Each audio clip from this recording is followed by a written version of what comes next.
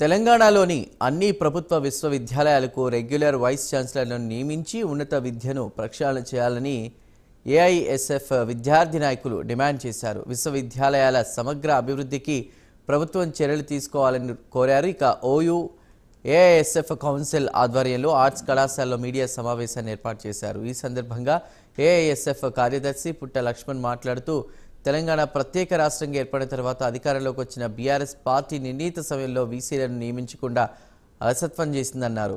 ఇక అవసరమైన నిధులు కేటాయించకుండా టీచింగ్, నాన్ టీచింగ్ పోస్టుల భర్తీ చేయలేదని విమర్శించారు. తక్షణమే వైస్ ఛాన్సలర్లను నియమించకపోతే రాష్ట్ర వ్యాప్తంగా అన్ని ప్రభుత్వ విశ్వవిద్యాలయాల్లో ఏఐఎస్ఎఫ్ ఆధ్వర్యంలో నిరసన కొనసాగిస్తామంటూ కూడా ప్రభుత్వాన్ని వారు హెచ్చరించారు.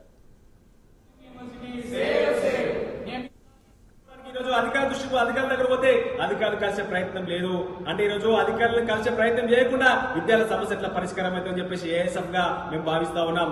తక్షణమే ఈ రోజు రాష్ట్ర ముఖ్యమంత్రి రేవంత్ రెడ్డి గారు తక్షణమే ఇన్ఛార్జ్ విసిగా కూడా దీనికి పూర్తి స్థాయి వీసులు కేటాయించిన బాధ్యత రాష్ట్ర ముఖ్యమంత్రి రేవంత్ రెడ్డి గారి పైన ఉన్నది.